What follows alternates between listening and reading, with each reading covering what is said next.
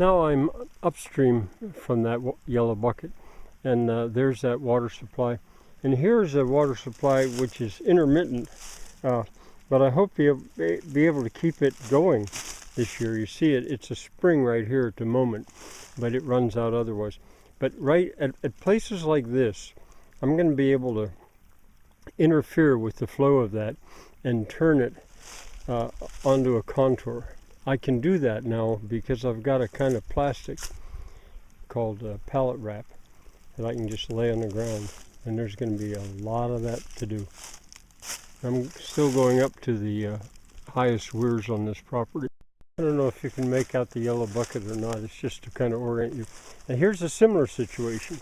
There's the main water supply, the East Creek I call it, and this is a intermittent spring, and this spring starts up on my sister's ground. But anyway, right here is a place that just is so inviting to turn that water onto that plastic impermeable barrier and run it out along the hill.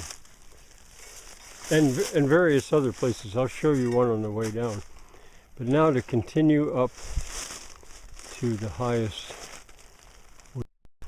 Here is, I forget the names, High Weir or New Weir, I think I call it.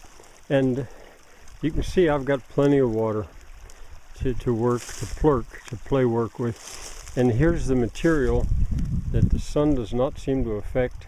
The sun does affect that material, but that will carry it for hundreds of yards as an impermeable barrier.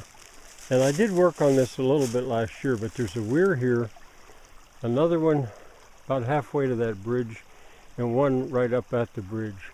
All three of which I want to start or restart this year. The most challenging part of this activity is getting the water out of the main or the natural drain, which is that, and get it out at the weir.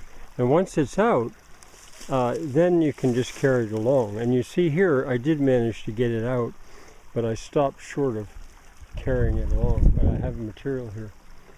Tempting today, but it's still a little bit cold, and I'm still waiting for my health to get a little better. Well, look here.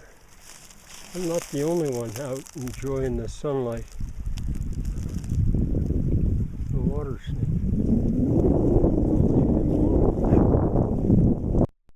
There's the bridge. This is another weir, and it's just too cold to work on that, but it's so tempting. Plus I've got low rubber boots. I'd need a little higher ones. But this, you can see where I carried that water out to there using the track of a skidder. There's one more weir up there that I started. And the bridge is pretty much the division between my property, our property, and my sister's property above there. Back there's the bridge. I'm on my way back down, sort of down. And anyway, now the property line is not exactly on this road. It's to the left a little bit, but I'll still probably start a little weir right here. This is not permanent. It goes dry, but I think I may be able to change things up the mountain on my sister's property to keep water running here much longer. And of course that supply would serve me wonderfully. There's one other spot right above there that's similar. That's where it was. And here's the other spot that there's a temporary spring that lets water here.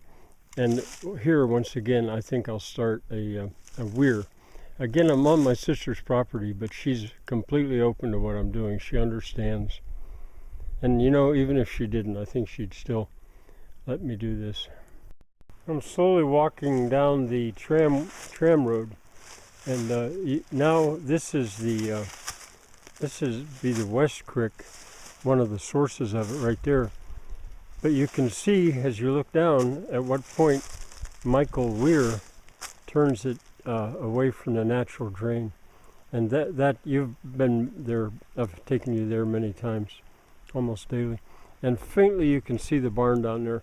That water supply, there's no reason why it shouldn't be reaching the western tank right above the barn.